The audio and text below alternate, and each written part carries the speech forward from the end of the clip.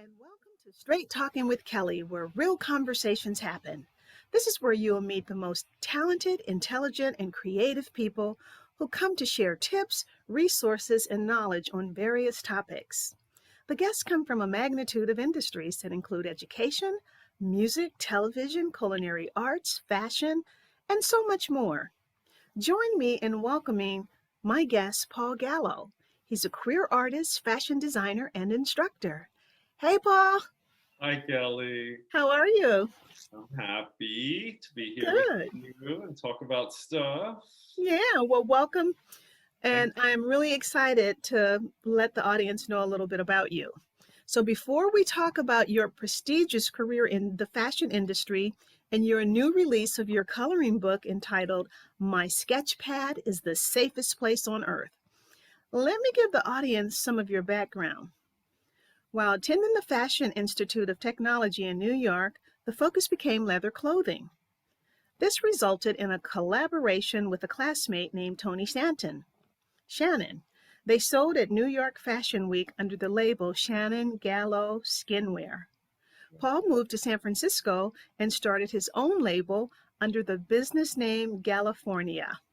In 2019, Get a Grip sewing clips revolutionized the sewing industry, which is true. We'll talk about that later. you. It was Paul's invention that was used in place of pens.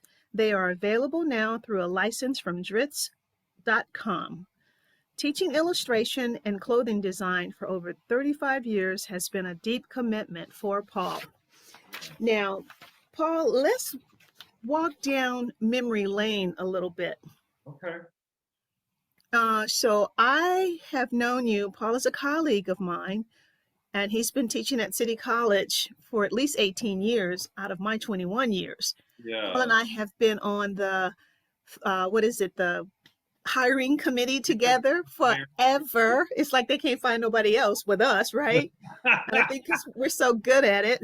We have done that a lot, and we are good at it. Yes, we are good at it. And I love doing it because I get to meet all of the incredible instructors and I take their classes. True. Interesting thing, and I've taken Paul's classes, you guys. I've taken his draping class.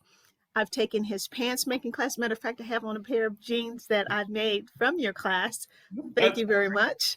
So yeah, Paul is definitely an incredible instructor. So when Paul was launching his Get a Grip clips, he was like, Kelly, if I could get into Britex, man, that would really launch me. And I yeah. said, well, come on down. So I took him to Britex, introduced him to one of my contacts, and they put his clips in the store. And I'm going to tell you something, you guys. Those clips are the best when you're sewing leather, pleather, vinyl, silk, anything that you don't want pin marks in, these clips. And interestingly enough, Paul, once your clips got out in the market, then all these copycatters came along. Oh, they did. I mean, everybody has their own version now. And when Clover Clips came out, there's something called like impotent to the customer base when you have something new, a new product. So when we were doing the thing about the sewing clips, they were like, but you're going to have to convince an entire industry that uses pins to try something else. And I said, but you don't have any idea how much people hate pins. I was like, plus there's a lot of things that pins don't work on, so I think it could work. You actually, when you went in Britex, you saw somebody clipping the back of a wedding dress, and what you said to them was, no, no, no, you're going to ruin that dress. You need to meet my friend Paul. That's how I got that account. And I had said out loud, if I could get Britex, if they buy these, then I know it's a good idea. Yeah. So when I had their approval and they bought them, I thought, oh my goodness, this could be a real thing, and that was maybe like 2009, 2010.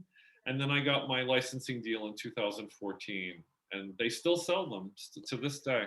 Yeah, and I'm so glad you gifted me with some, and I use them constantly.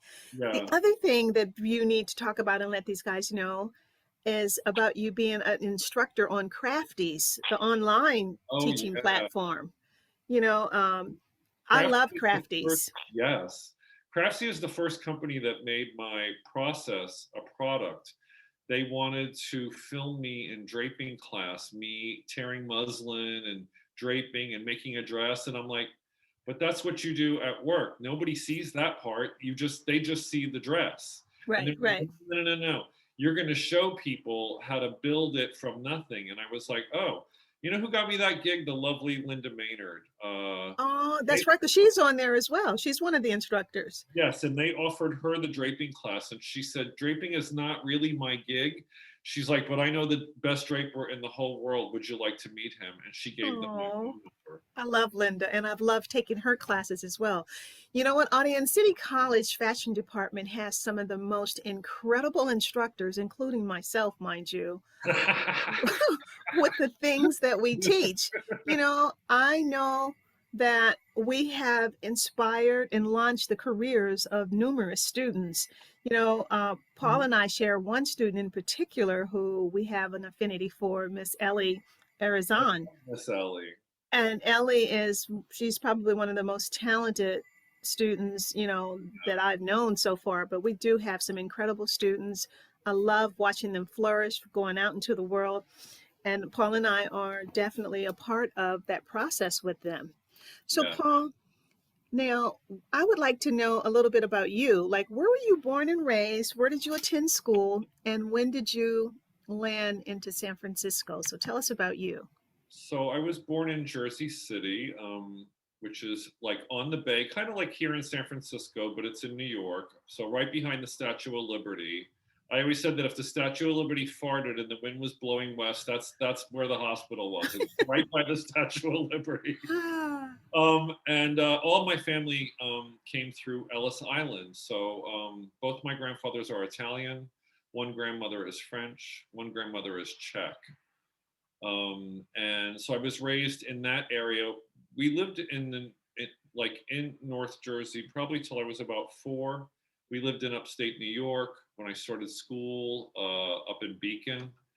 And then we moved around. My father started out as a salesman for Dennison Manufacturing and ended up vice president. And every time he got a job promotion, we moved. So it was like New Jersey, New York, Maryland, back and forth, Virginia, DC, all in there.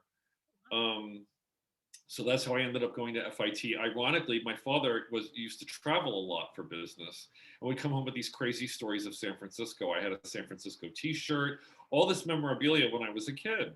And so when it was time, when he was like, when I was in high school, he said, you're going to go to college. And I wanted to go to FIDM in San Francisco. I was like, I'm going to major in fashion and I'm going to go to school in San Francisco. And he would not let me leave at all. He was like, you're going to go to school in New York where your grandfather can keep an eye on you, and there's no way you're going to California unsupervised. So as a young person, I was told I was not allowed to go to San Francisco, which probably made it my dream. Like, well, one day I'm going to get there.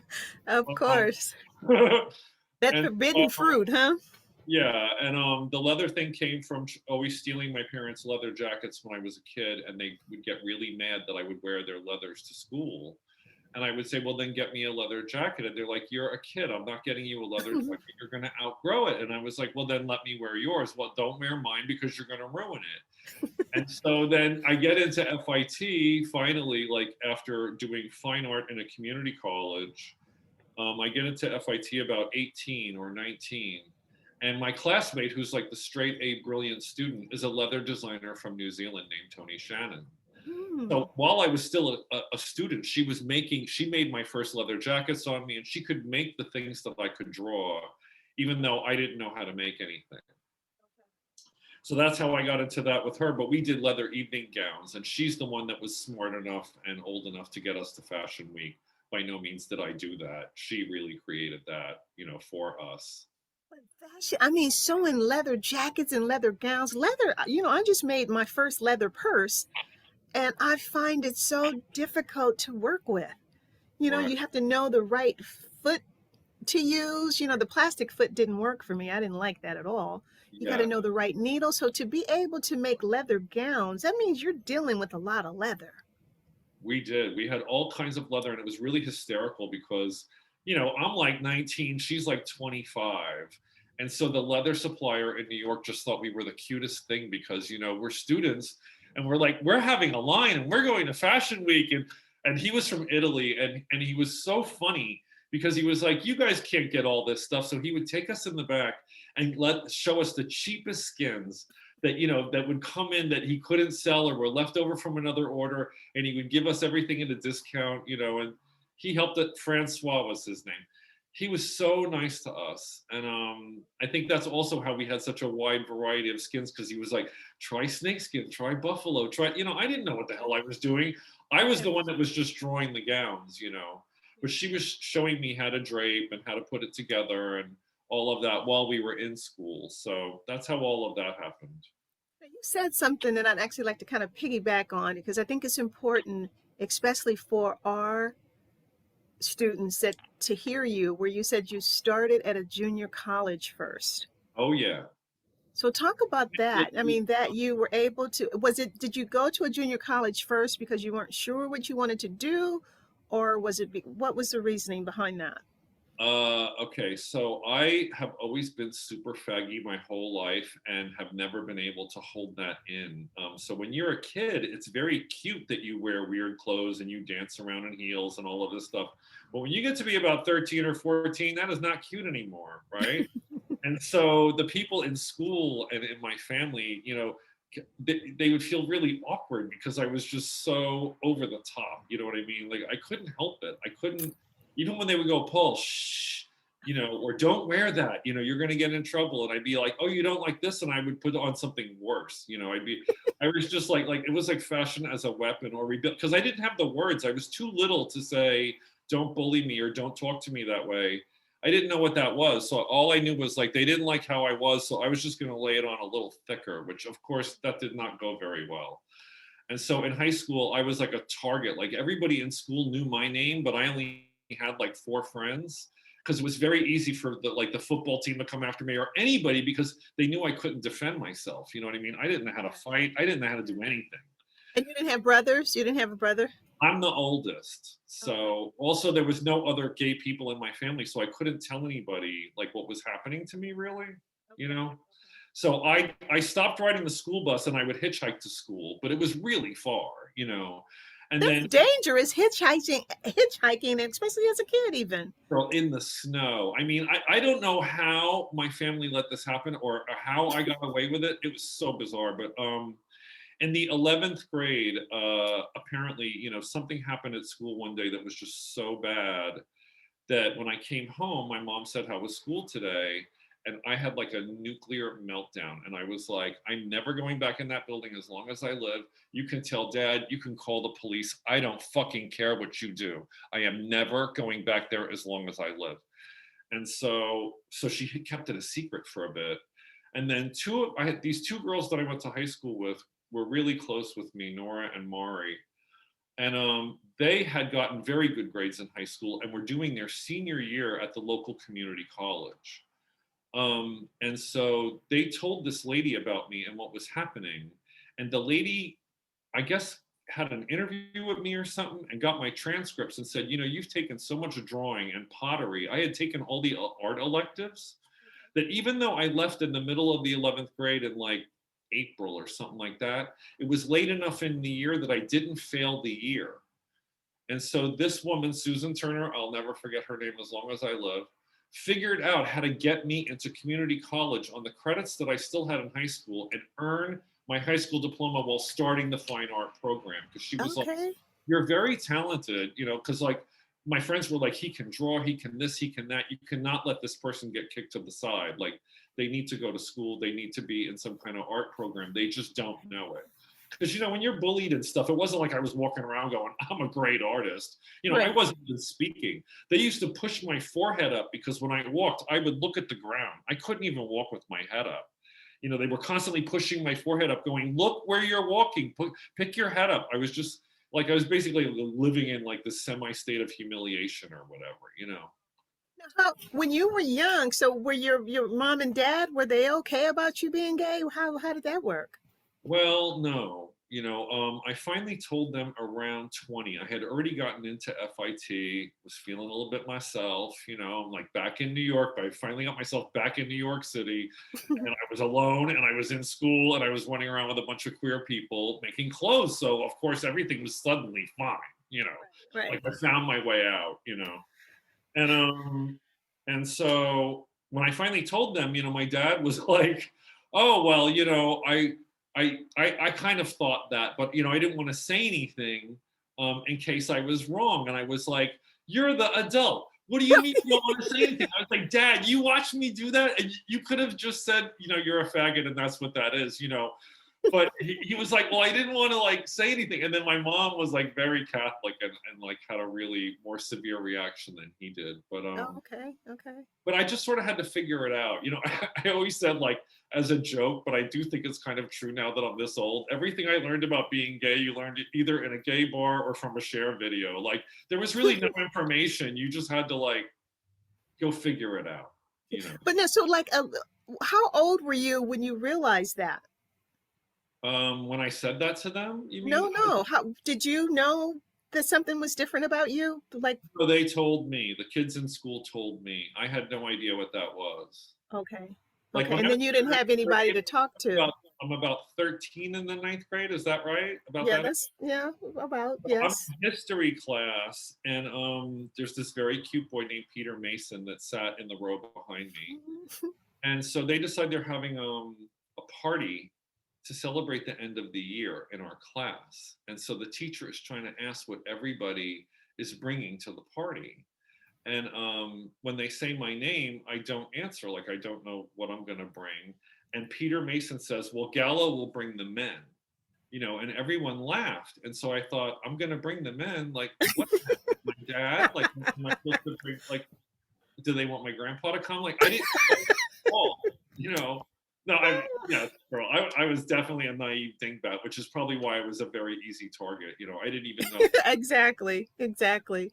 Yeah. Wow. But you know what, that bullying, I guess it still goes on, but hopefully it's getting better that that's not happening to kids now. I don't know. The young ones I talk to, I don't think they have it any better, but I do think they have each other. There's Yeah. more information online, but I don't think that it has curbed any of that behavior. And I see that now that, thank God the internet exposes everything happening around the world, you Yeah. just realize that this is happening to everyone. Yeah. I'm Yeah. not special at all. Yeah. What Yeah. happened to me has happened to zillions of people. It just seems like everyone's going after each other. I didn't realize till, I was pretty old when I realized that the entire world was pretty much in combat. I was like, wow, they're after women, they're after gay people, they're after people of color. Like, is anyone not fighting? That's what I would Right. like to know. Where is the harmony? Right. That's Right. why I like the idea of like, when I first started my business here, when you have to write a business plan, there's the section of community service. What are you going to give back to the community you're getting things from? And so I had already done a drawing class a couple of times by then, and I thought, oh, then my community service should be drawing because I'm really good at showing people creative acts. Yeah. And for some bizarre reason, I didn't get this at the time, but somebody I worked with said, "You're very good at getting a group to a creative conclusion and you make it fun." And I was Mhm. like, "What's that?" And they're like, "You're kind of like a teacher. You just don't know it. You just think you're having a good time." Yeah. So then they taught me format and how to do a syllabus and how you build a lesson plan and all of this action, which didn't seem that weird to me because it seemed like building a garment. Or, I had also worked in theater, so that's staging a show. There's a beginning, there's a middle, there's an end, there's performance time, there's tech week, all of that kind of thing. So Yeah. Yeah. I don't know. I just thought, well, community service is it. And so when they called, it was very funny because Lorraine happened to be the head of the fashion department at City College when she called me. And she said, "Hi, I'm calling from City College and I got your name from Derek Piazza. And he said that you might be really good at doing an illustration class here." And I said, "Oh, what City College?" And she goes, "City College of San Francisco." And I said, "Oh, where's that?" And she was like, "Oh, did you just move here?" And I said, "No." And she's like, "Are you kidding me?" And I said, "No." And she's like, "We're the big community college here. We have like 10 campuses." And I was like, "Oh, well, hooray for you. Yeah, I'll come meet you." So I go to the Ocean campus and meet her, and she's the one that hired me. So yeah, this is like the longest gig of my life. Like I have very different jobs, fashion related. Some are drawing, some are, some are draping, some are sewing, some are whatever. So it's very strange that anything lasts more than a year or two. So the fact that I've done like this gig in this place for 18 years is like, even my family's like, you're still teaching at City College? I'm like, I You am. know what? Like it But just didn't end, oh, you know what's amazing to me? I really thought Diane Green hired you like she hired me and everybody else. So that's interesting that you weren't a Diane Green hire, because you guys were very close too. So I Yeah. just assumed that she hired you as well. No, but when she became chair right after I got hired, she was chair again. Lorraine stepped down and she stepped back in. And I mean, Diane Green was so good to me. I think that I still work there because of how she set it up.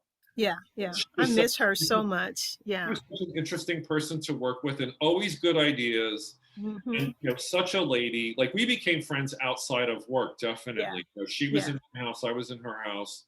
And that doesn't always happen with bosses. I had that with Camille as well. yeah, yeah. You know? And you know what? And Natalie's like that with me. I'm actually very happy to see now that we finally got a person of color in there Yes. that's doing something. But I think we've been very fortunate that every single one of our department chairs have been phenomenal. They've been Yeah. incredible women. They've been incredible women. And what I like about our gig at City College, they let you do your thing. They let you teach. Yes. They're not breathing down your neck. They trust that you know what you're doing. That's probably Natalie's like, Kelly, you know what? I have a class and I know that you could make it work. So she gave me that new class, the one with the workforce, because she's like, I know you know how to put people to work. And yes. so being able to have that class, and I've had the best semester that I've had in a very long time. This one So went really well, didn't it? I said that as well. I yeah, was like, since the transition to online, like somehow this one went really well. People yeah. really behaved. They really did good work, really good groups. I was very happy with it.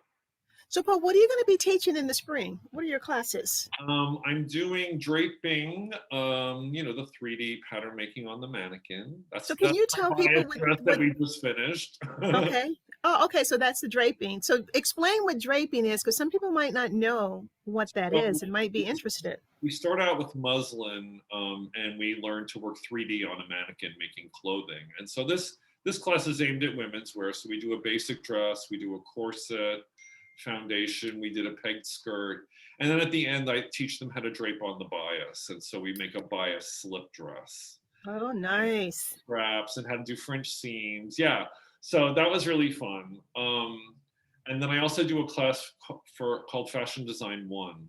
And in Okay. there, they design collections based on seasons. We also do an avant-garde collection. So in there, they have to illustrate and also choose fabric stories and color stories for their line. They don't actually make clothing in that class. They just design a lot. And then I do Okay. an intro to sewing class, which is a short 8-week, we start sewing by hand Oh, I and then love it. end up introducing different machinery. And then they do the same projects on the machine. And then we end with a creative work apron. Oh, that is beautiful. And you know what? That was one I actually used to teach, that intro to sewing class. I love the Yeah. hand sewing. That is my favorite. I love to hand sew. And I some love embroidery, hand love that embroidery. movement. Hand Yeah. sewing is a little bit like coloring or pet the Yes. cat. Like that movement, is very soothing for us. Well, you know what? I'm looking at your shield, and the stitching and the seams on that are impeccable. My These are eyes keep going to it. right on a sheer. You have to do French seams as well, which means I'm wrong looking. sides together first and then right sides together. And to make it pop a little bit more, I did stitch it in a really bright yellow thread to add to the rainbowness of It's it. beautiful. It's, Thank you know, and I actually just finished.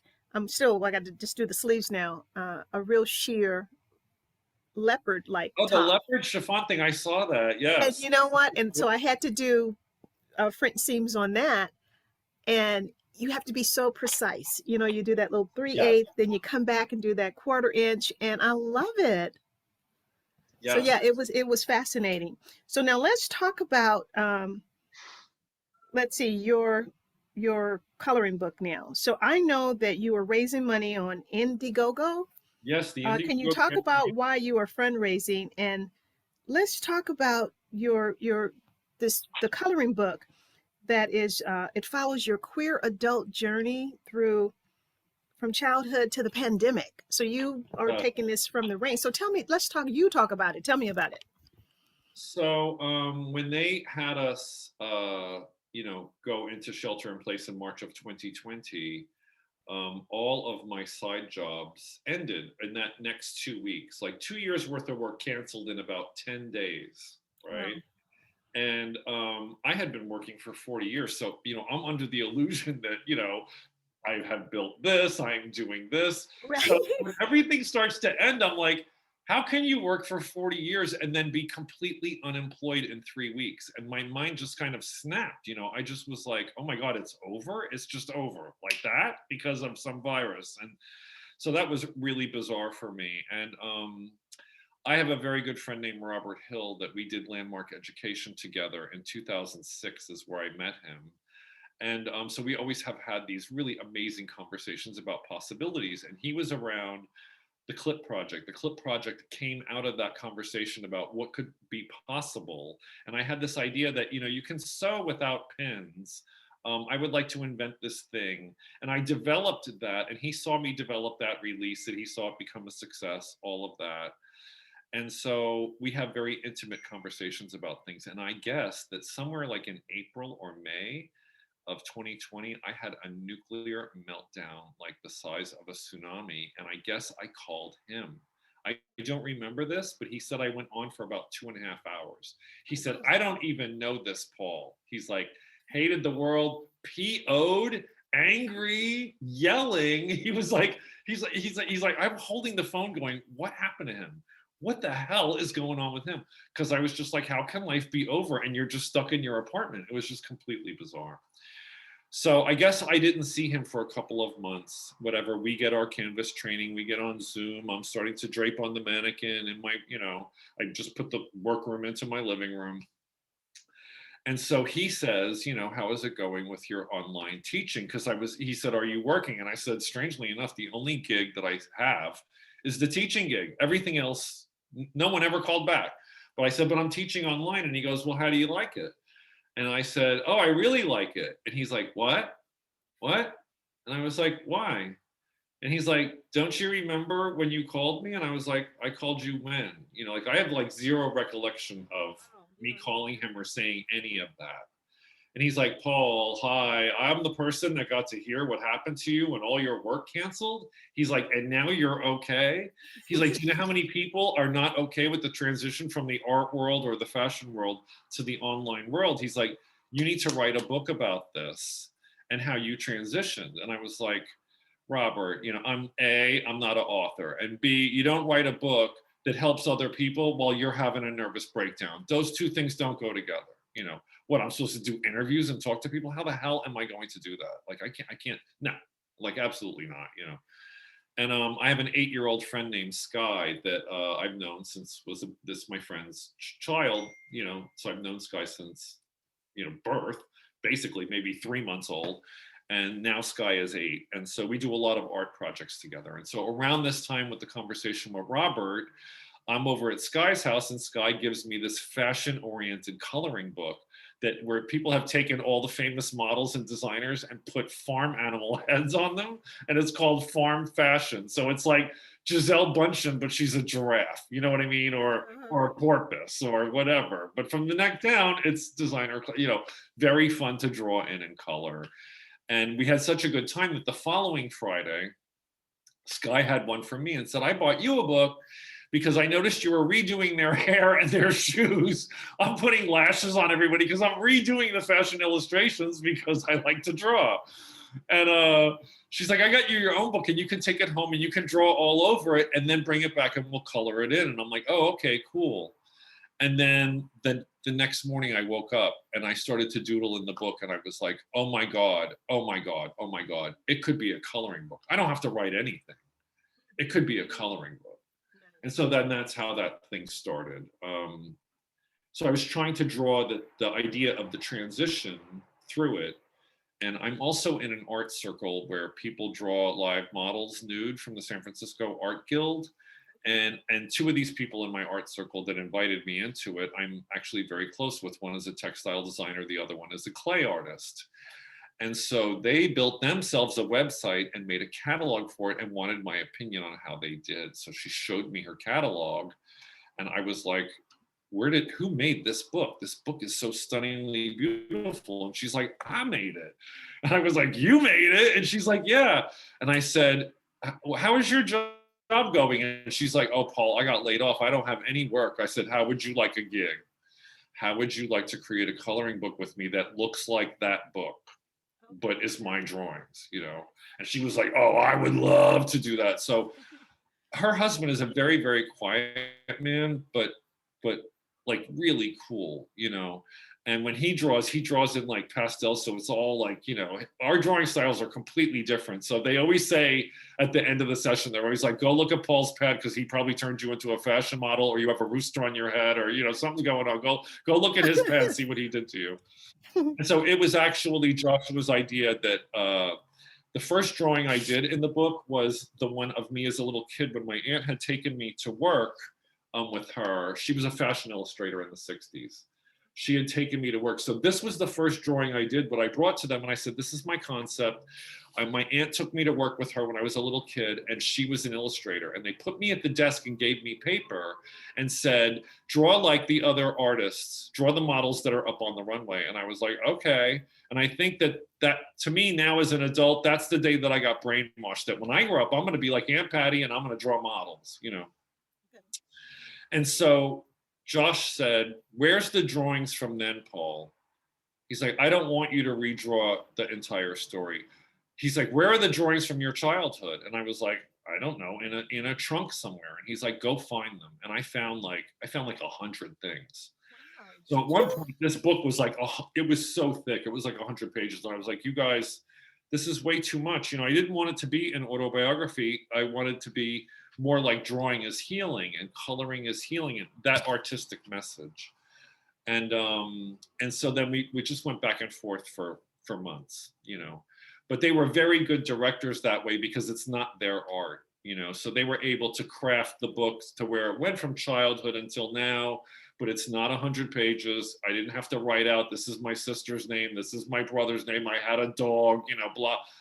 Who cares, you know? Like, I was like, the point is pick up the book and draw, and by the time you're done drawing or coloring, something good will have happened to you. So that's how all that happened. Okay, that is so awesome. So now you're doing fundraising. Talk to me about that, and then you have different tiers of Yeah. levels that people talk about that for me. So there's an IndieGoGo campaign on this book, and my idea was to go to street fairs here with it and to sell it, you know, to people I know and my students and my family, you know. But I work with a guy named Saul Sugarman who helped me build my Etsy and started to do like, wow, you're really talented. I should make drawing videos with you. Oh, I like the way you drape. We should shoot you like this. And he started coming up with ideas of ways to promote my business because he's a marketer, you know. And so all these other ideas he had, you know, this had already started to happen with Sandra and Josh making the book idea. So I was like, hold up on these other ideas because I'm about to come out with a coloring book and I would like you to use all your talent to help me do that. Because, you know, I can make the book, but I don't really know, you know, what besides sitting on Noe Street at the art fair, what else can I do to get this out in the world? And so he was the one that was like, no, you have to do an IndieGoGo campaign. And I was like, no, too public, no crowdfunding, nothing like that. No, I'm not, I'm a little too scared of that. You know, I've never done anything like that. And then he just kept being insistent about it. And so my friend who does children's books is Sky's mother. So I called Maya thinking, I know, I'm going to get Maya and I'm going to stick her on Saul and then I don't have to do this. So I go to her and I say, girl, this guy's trying to get me to do an IndieGoGo around my book and I'm supposed to do it on public, on Instagram and Facebook and tell the whole story and write it all out. And I said, isn't he insane? I was like, what can I tell him to make him stop? And she goes, oh, girl, I'm sorry. She's like, we've done this before for some of ours. She goes, and if this is your first book, you kind of have to do it. And I was like, what do you mean? You agree with him? And she's like, I agree with him. And I was like, I am screwed, So what can I say? Long story short, I jumped through a bunch of flaming hoops, didn't get burned, and now have a book on IndieGoGo, have some backers. I mean, the experience they've given me, I did not see coming. I was afraid of cancel culture or bullies or people saying terrible things about me, either, from anywhere, Sure. I was Yeah. afraid of all of that. But instead, really bizarre things are happening. Like the kids I babysat in high school before I went to FIT, buying 5 books at a time because they're like, remember him drawing on the kitchen table? Or my students Nice. in my class now buying things saying, oh, Paul, I came to your garage sale. I'll come over and pick the book up, and everything in between. Like my brother, my cousin, my 90-year-old uncle in Florida, like the third customer, like just Nice. it was such a lovely, lovely, lovely experience that like it was the universe's way of forcing me into something very uncomfortable that I did not want to do. And I was so based in fear of what could happen. It never dawned on me that this could happen, that it could be a great experience, But I'm having a really good time with it. Yeah. That's awesome. So now what I would actually like to do is to segue out of that and ask you to name 3 people that have inspired you. Ooh.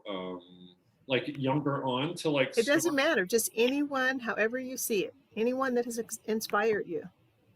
I 3 was people. very inspired by RuPaul.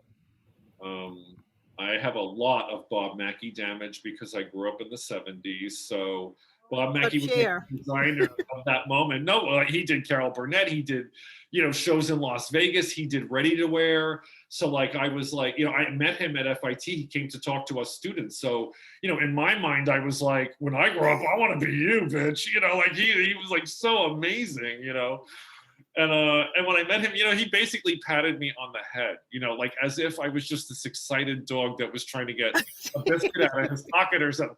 Because I guess I was way too overexcited. I was showing him my portfolio. I think I was actually probably jumping up and down at the desk. I probably couldn't even stand still. Yeah, that's And he was nice. like, good luck, keep going. I was like, keep going. It's me. I'm meeting you. You're going to hire me. This is my moment. You're Bob Mackie and I love you. And he was like, next. I was like, like. Oh, you thought you were going to have instant fame, huh? Oh, girl, she was ready. She was ready for it. But I love it. anyway, that was a really big influence. I would say Erte. I have a lot of Erte damage, the illustrator from the 1920s.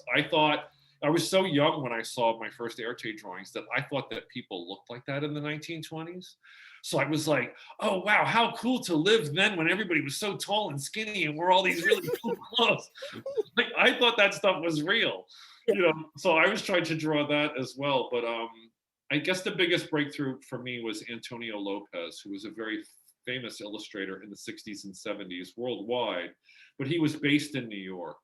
And when I was a teenager, he got a gig with Bloomingdale's where they put his fashion illustrations on the side of the big brown bag instead of the words big brown bag. It was like 4 girls with hair blowing in the wind. And it was just a black and white line drawing on the bags, but they were all over the city. They were everywhere. That was also like, that gave me the idea like, oh, I want my drawings on things, not just a drawing. I want to make it into a thing, So Like, for example, show your blouse where you have your drawings so like on your... this cover of the book is actually this piece up there that was done for a show on Haight Street a number of years ago, right? But when I did the show was when I first met Sandra, and she's a textile designer, so she turned her into a repeat. Okay, So yes. now you can see how she's all over this, right? And also, Nice. well, I guess I can show you my pants too. She made a repeat of a man and made it into denim. Okay, look at that. Yeah. Look at that. So yeah, so she turns all of my stuff, like she's completely amazing, And right now also, Saul just turned. But you made the pants though. I made the pants, yes. Right. I didn't make this. Like this came from Contrato. Like Saul designed this bag. Okay. So now I can go to my gig with my coloring books in a bag with the coloring book on it. I can get Okay. 15, but yeah, he even did one with the back cover on it as well. Okay, very So, chic. yeah, I really, really like this concept, so I like that other people like also see my drawings and make things out of it. You know what I mean? Like That's this nice. project with the coloring book is also, I've told my family and close friends, like this project is a great example of sometimes other people know what's better for you than you do. Yeah. Like I argued with him around a book concept. I argued with Saul around the IndieGoGo. I argued with everybody. Like I don't want to do it. It's not the right time. I was completely wrong. What if I hadn't listened to them? So I was like, this project was a huge lesson. And sometimes it's just keep your mouth shut and do the idea.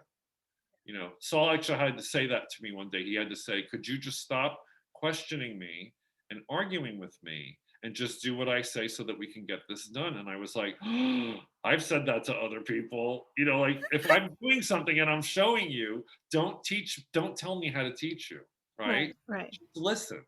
Yeah.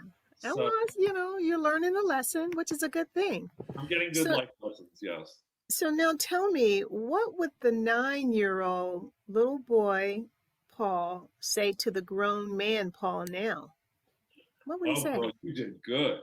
Because the 9-year-old was the one in the tie-dyed hip huggers riding around on I had the bike with the tall bar in the back, and like it was a gold metallic bike. I thought I was the baddest ass kid in the neighborhood. Riding barefoot, with my outfit on, and just think that was the greatest thing on earth. And so I think, he would say, wow, we stayed ourselves pretty much the whole life. That's what my brother says is like, he's like, the most interesting thing about you is how incredibly consistent you are. You're exactly like you were at 10.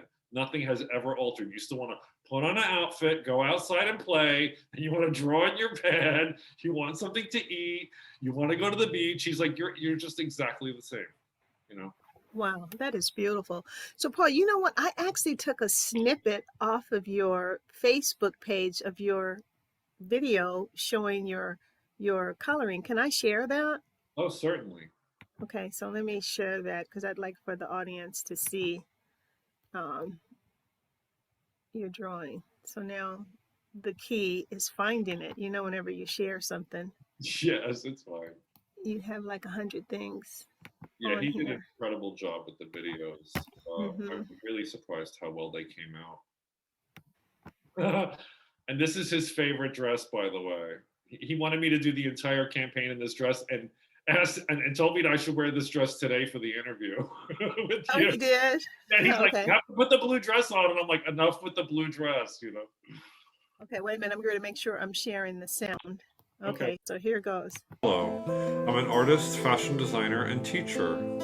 I love art. I live in it. I have lost so much during the pandemic these past 2 years, but inside my home I was still surrounded by drawings that shaped my life and artwork that inspired me.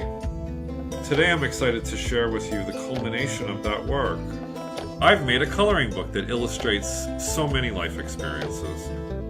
I've combined new drawings along with recreations of past moments as a teenager and many years as a queer person in New York and San Francisco. I'd love you to buy it and find ways to escape in drawing like I have, and I'd like to share my journey with you. Let me show you more about what's inside this book. This drawing, it is me illustrating my hand illustrating, which I love. It is also a copy of a picture by a famous photographer named Robin Lasser of my ex-husband and I in tent dresses. I drew the dress from the photograph and put him on my midriff as like my guardian because he is a very nice, grounded person.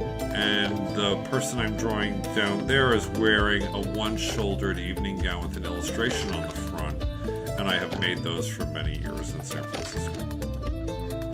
This coloring book is filled with nearly 50 pages of personal stories and experiences like the one I just showed you. I've done a few self-portraits at different ages to complement the story. I've shown some darker periods of life in the current pandemic, and I've shown some of the happiest moments of life. Now my biggest challenge is to see how far I can spread this message. I appreciate your support in helping me get this coloring book around the world, and I hope you're doing well however this period of life has affected you.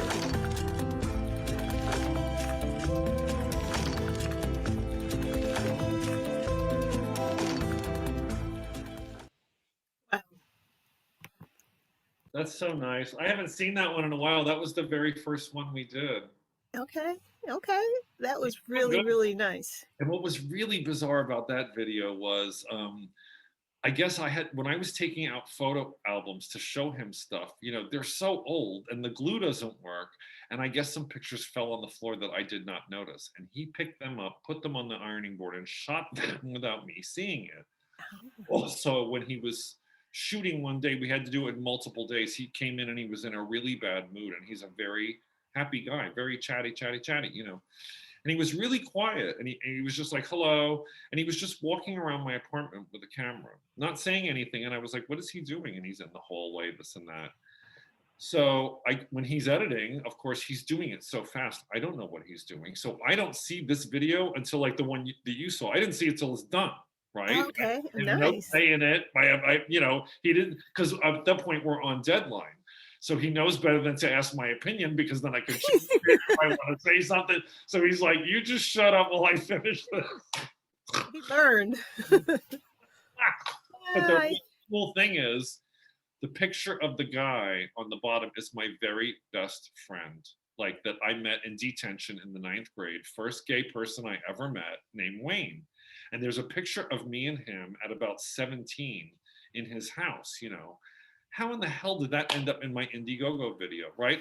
And then he sees it on Facebook and he's like, did you see the picture of us at Tom's house? I'm like, did you see the picture of us at Tom's house? And and my art mentor's name is Mark Cohen. And there's a painting of his in my hallway. And because we were shooting in here, I had to move furniture into the hall. So Saul could only shoot one corner of the hall without getting the chairs. And then Mark and his wife are retired in Florida, and she sees the video and then says to Mark, your painting is in Paul's IndieGoGo campaign. So like my art mentor and my best friend, like without me saying a word, end up in my video. That's when I knew like this project, there's something magical going on here. Something really weird is happening. There's so much harmony going on. Like, wow, okay. Wow. So So Paul, thank you for showing that. Oh, absolutely. So before we round out our segment, could you mention the classes that you're going to be teaching again in the spring? Sure. That is draping, which is called Fashion 27. That is the 3D draping where we take fabric and we get on a mannequin. Now I actually have added into that class draping on a human being, because in school we couldn't do that because of insurance. I wasn't allowed to bring in a stranger or something like this. They stopped me when I proposed, can I bring it? Because somebody in their underwear in a classroom being draped on. Well, it happens all the time in real life. You're not allowed to do that in a school situation, and I didn't know it.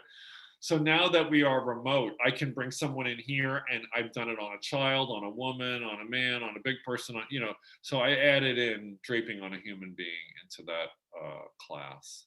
And then I have Fashion Design 1, which is where you learn all the habits of a fashion designer. So how to do rough sketches, how to pick out different fabrics for different seasons, how to do a color story, how to balance your color story, how to pick an inspiration for your collection, like all the, basically the habits of a fashion designer. So if anybody thinks that they want to do that, then when they take that class, by the end, they know, oh, like I love putting collections together, or, oh my God, this is so much work, I hate it, Yeah, that's awesome. So now, is there anything you'd like to say to the listening audience, like a reminder of when your campaign, your fundraising campaign ends? Because it ends soon. It does. It ends on New Year's Eve. So I think we have 2 more weeks to go. It's called My Sketchpad is the Safest Place on Earth on IndieGoGo. And you can pick it up off of my Facebook, which is paulgallo.3, or my Instagram, which is paulgallosf, or at paulgallosf, I should say. Is there anything else you want to say to the listening audience before we say goodbye?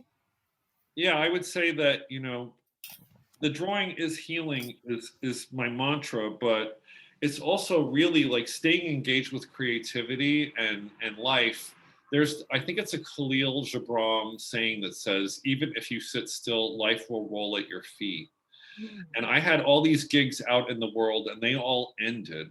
But the thing I was doing was I was sewing in drag at Zips and Sews down on Sutter Street, literally in the window in an evening gown. This was in February of 2020 before lockdown, right? To do public classes, right? I also had a thing set up at Fort Mason to do the summer program of Drawing is Healing. I had written the class, right? All of that cancels out, but all of that same information is in this coloring book. I thought my ideas were going to go this way and I had these goals, and the universe was like, no. And when it got canceled, I felt like I was canceled, like what I was doing was irrelevant, and it was just taking a completely different form that I had never even thought of. But you know, before, when people said, would you ever do a drawing book, I was like, but I don't want it to be instructional. I would like it to be drawings that you would draw over, and then I would put affirmations in there to make the person think, more like a thought prompt than a story. So I had said that, you know, a dozen years ago as a possible concept. So I guess my message to the audience would be like, just keep your ears and eyes open. You never know what life is going to throw at you. And Dr. Carolyn Miss always says, what looks scary isn't. What looks fabulous isn't. And this is one of those. This looked like the scariest thing I was ever going to do, and it wasn't. And other things that I thought were going to go really well were absolutely horrifying. So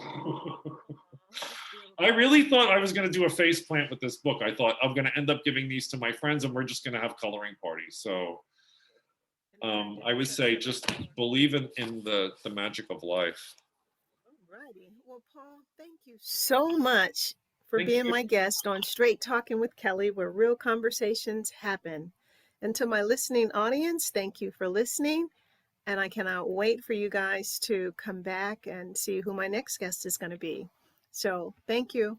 Goodbye, Thanks a Paul. lot, Miss Kelly. This was really, really great. I've always liked talking to you, and it's really fun to do it in this format. Yes, indeed. It's good seeing you. Thank you. Have a beautiful Uh-huh. day and happy holidays. Thank you.